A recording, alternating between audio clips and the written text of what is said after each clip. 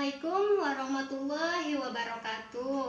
Bagaimana kabar kalian? Semoga kita semua selalu dalam perlindungan Allah Subhanahu wa Ta'ala. Tetap semangat ya, tetap jaga kondisi, tetap jaga kesehatan, tetap jaga kebersihan. Dan jangan bosan-bosan untuk di rumah, dan yang terpenting selalu semangat untuk belajar. Perkenalkan, nama Ibu Yulia Priyani, Ibu Guru Praktikan PLP yang mengampu pembelajaran Bahasa Indonesia dari kelas 11 IPA 1 sampai kelas 11 IPA 4. Jadi, untuk beberapa minggu ke depan, Ibu yang akan mengampu pembelajaran Bahasa Indonesia kelas 11 IPA 1 sampai IPA 4. Salam kenal IPA 1 sampai IPA 4.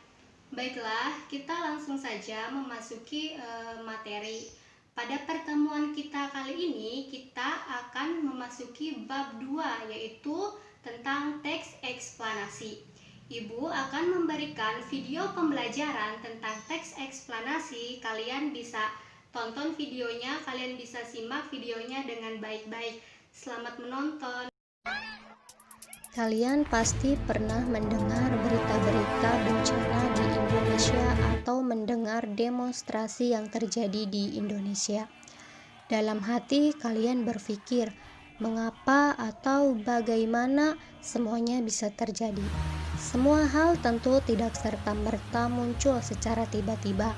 Ada akibat, pasti ada sebab yang mengawalinya.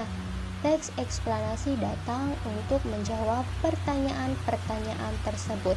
Mari kita pelajari lebih lanjut. Untuk teks eksplanasi pada pertemuan pertama, ada beberapa KD yang harus kalian kuasai. Yang pertama ada KD 3.3, yaitu mengidentifikasi informasi, pengetahuan, urutan kejadian dalam teks eksplanasi lisan dan tulisan. Jadi kalian nanti harus memahami informasi berupa pengetahuan dan urutan kejadian dari yang didengar atau dibaca, dan menemukan gagasan umum dan penting dalam teks eksplanasi.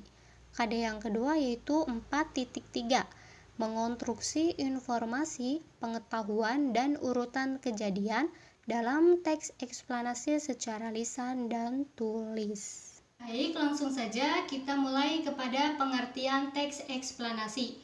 Teks eksplanasi adalah teks yang menjelaskan sebab akibat suatu fenomena, baik itu fenomena alam, ilmu pengetahuan, maupun fenomena sosial, yang di dalamnya menyajikan fakta yang bisa menjelaskan dan menjawab pertanyaan mengapa dan bagaimana suatu fenomena itu bisa terjadi.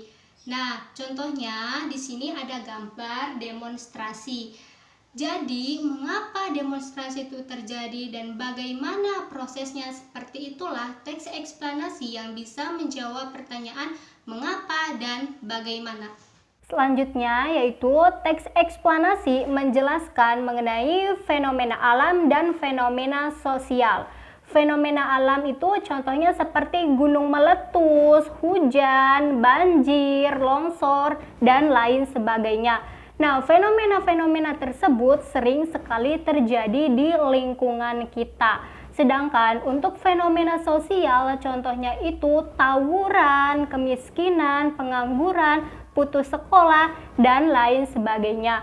Peristiwa-peristiwa tersebut sering sekali terjadi di lingkungan kita. Jadi, teks eksplanasi itu bisa menjawab pertanyaan mengapa dan bagaimana, dan juga menjelaskan tentang fenomena-fenomena. Teks eksplanasi menyajikan informasi berupa fakta dan urutan kejadian. Jadi di dalam teks eksplanasi itu isinya harus berupa fakta. Fakta itu kejadian yang sebenarnya dan kejadian yang benar-benar terjadi yang sudah ada buktinya. Nah, kemudian ini contoh kalimat fakta. Bisa kalian baca sendiri dan kalian lihat sendiri. Dari awal kalimat sampai akhir kalimat itu termasuk ke dalam kalimat fakta dalam teks eksplanasi.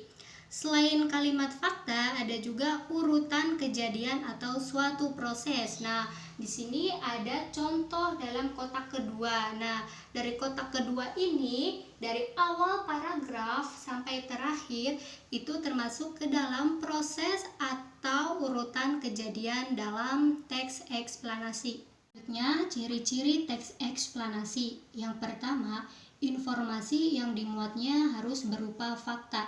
Jadi di dalam teks eksplanasi, informasinya harus fakta, harus benar-benar adanya, harus sesuai dengan kenyataan. Yang kedua yaitu teks eksplanasi mempunyai pernyataan umum, sebab akibat, dan interpretasi. Dan ciri yang ketiga, teks eksplanasi memiliki sifat yang objektif, yang artinya sesuai dengan keadaan. Gagasan umum dan fakta penting. Gagasan umum sama halnya dengan ide pokok atau gagasan utama. Kemudian ini dia contohnya, bisa kalian baca sendiri dan kalian bisa lihat sendiri.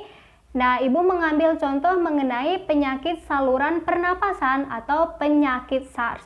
Jadi di mana sih letak gagasan umumnya? Jadi di kalimat tersebut sudah sangat jelas bahwa di situ membahas mengenai dampak penyebaran virus SARS terhadap pembisnis perhotelan. Jadi di mana letak gagasan umumnya? Letak gagasan umumnya itu terdapat pada kalimat pertama atau pada paragraf pertama. Jika gagasan umumnya terletak pada paragraf pertama, itu disebut dengan kalimat deduktif. Jika gagasan umumnya terletak di akhir paragraf, itu termasuk ke dalam kalimat induktif. Selain gagasan umum, kalian juga harus mengetahui bahwa di dalam teks eksplanasi itu menyajikan informasi dan isinya harus berupa fakta. Fakta itu hal yang benar-benar nyata, yang benar adanya dan sudah ada buktinya. Ibu tegaskan sekali lagi bahwa teks eksplanasi itu teks yang menjelaskan sebab akibat suatu fenomena, baik itu fenomena alam, ilmu pengetahuan maupun fenomena sosial, yang di dalamnya menjelaskan fakta yang bisa menjawab pertanyaan mengapa dan bagaimana suatu fenomena itu bisa terjadi. Selanjutnya ya, terima kasih. Mohon maaf jika di dalam video yang Ibu berikan ada kata-kata yang kurang kalian pahami. Jika ada yang kurang dipahami, silahkan kalian bisa tanyakan di grup kelasnya masing-masing. Sekian penjelasan dari Ibu. Terima kasih. Wassalamualaikum warahmatullahi wabarakatuh.